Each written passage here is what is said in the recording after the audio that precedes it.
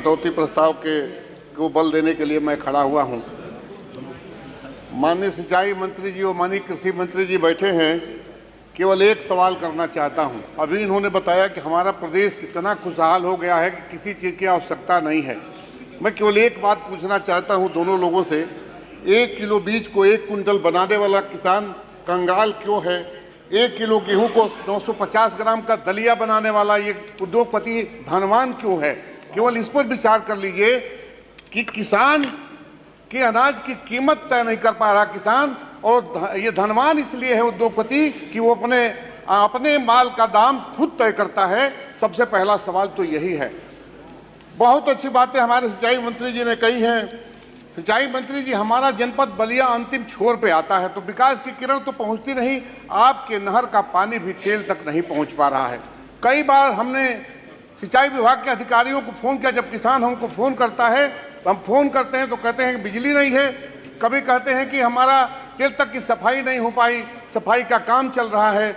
माननीय मंत्री जी, निश्चित रूप से जब बुआई का समय आएगा उस समय सफाई होगी तो पानी नहीं पहुंच पाएगा, और तेल तक पानी नहीं पहुंचता है बलिया। आप निश्चित रूप से इसका ख्याल जरूर करिएगा। माननीय मंत्री जी, हमारे विधानसभा क्षेत्र में कोरंटाडीह में एक पंप कैनाल है। जुलाई 2024 से 630 केवीए का ट्रांसफार्मर, दो ट्रांसफार्मर लगने चाहिए थे। जुलाई से ट्रांसफार्मर नहीं लगने के कारण गांव के जो ट्रांसफार्मर होते हैं उसे किसी तरह से एक पंप चला करके वहां सिंचाई का किसानों की व्यवस्था की जा रही है। हमारे यहाँ रामपुर चिट में एक पंप कैनाल है, 20 साल हो गया उसके पंप को लगे हुए। पंप नहीं बदले जाने के कारण सिंचाई की व्यवस्था वहाँ नहीं हो पा रही है। माननीय मंत्री जी, 20-20 साल पंप के बहुत होते हैं। वो पंप कैनाल तब चालू होगा जब जल्दी से जल्दी उस पर नया पंप लगाया जाएगा। हमारे पलिया खास का पंप कैनाल बरसों से बंद पड़ा है। उस पंप कैनाल को सरकार संज्ञान में ले और उस पंप कैनाल को चलाने का काम करे, जिससे हमारे किसानों को सिंचाई की सुविधा मिल सके।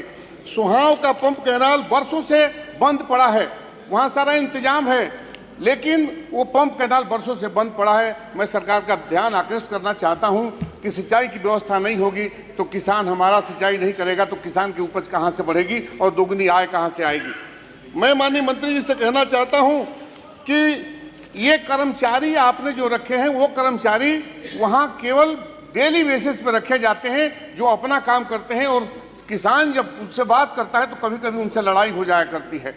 माननीय मंत्री जी, इन पंप कैनालों पर एक परमानेंट कर्मचारियों का इंतजाम कर दिया जाए। एक कर्मचारी तो परमानेंट रखा जाए जो आपका परमानेंट कर्मचारी हो, ताकि उससे किसान की सिंचाई का काम ले सकें। माननीय मंत्री जी, प्राइवेट ट्यूबवेल लगाना चाहता है हमारा किसान, लेकिन प्राइवेट ट्यूबवेलों का एस्टीमेट लाखों में बना दिया जाता है और उसके बाद भी हमारा किसान दौड़ता रहता है, महीनों उसको कनेक्शन नहीं मिल पाता है, जिसके वजह से वो किसान अपना प्राइवेट ट्यूबवेल भी नहीं लगा पा रहा है। आज हमारे सभी इस विधानसभा के सदस्यों को एक ट्यूबवेल मांगा जाता है कि एक ट्यूबवेल दीजिए। हमारे 150-200 गांव हैं, हमसे एक ट्यूबवेल चयन करके कैसे दे सकते हैं? एक ट्यूबवेल हम चयन करके देते हैं और लिख के दिया जाता है कि 30 दे दीजिए, उसमें से कोई कर देंगे। दूसरे गांव के लोग हमसे कहते हैं कि आपने इसी गांव को क्यों चयन किया? हमारे लिए तो मुसीबत खड़ी हो जाती है। माननीय मंत्री जी, निश्चित रूप से ट्यूबवेलों की संख्या बढ़ाने का काम कीजिए जिससे किसानों को सिंचाई का इंतजाम हो सके। माननीय मंत्री जी, बलिया जनपद में 50% से अधिक ट्यूबवेल खराब पड़े हैं। किसी का पंप खराब है, किसी का ट्रांसफार्मर जला हुआ है, किसी की अन्य कई व्यवस्थाएं हैं, जो नालियां खराब पड़ी हैं, नालियों के बगैर पानी अंतिम खेत तक नहीं पहुंच पा रहा है, जर्जर हो चुकी है, बरसों से वो नालियां नहीं बनी हैं। नए जो ट्यूबवेल बन रहे हैं उसमें जो पाइपलाइनें डाली जा रही है कुछ दूर तक डाली जा रही है, उनकी पूरी क्षमता के सिंचाई का इंतजाम नहीं हो पा रहा है। इसलिए मैं आपसे कहना चाहता हूं माननीय मंत्री जी, निश्चित रूप से सदन के अंदर जो बात रखी जाए अधिकारियों के माध्यम से, जो आपका प्रस्ताव रखा जाए, जो बजट रखा जाए, लेकिन निश्चित रूप से आप दोनों लोग किसान लगते हैं, निश्चित रूप से हाथ अपने कलेजे पर रख के सोचिएगा कि कोई आदमी अपने बेटे को किसान क्यों नहीं बनाना चाहता है। अगर हमारी आमदनी हो जाती उद्योगपतियों की तरह, कोई आदमी शहर की तरह नहीं भागता, क्योंकि देहात से अच्छी न हवा कहीं मिलेगी, न जलवायु कहीं मिलेगी, न पानी कहीं मिलेगा।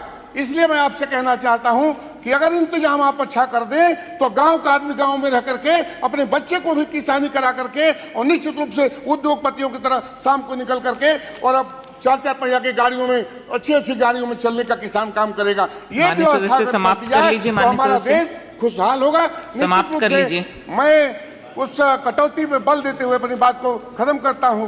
धन्यवाद। धन्यवाद माननीय जी। माननीय रमाशंकर सिंह जी।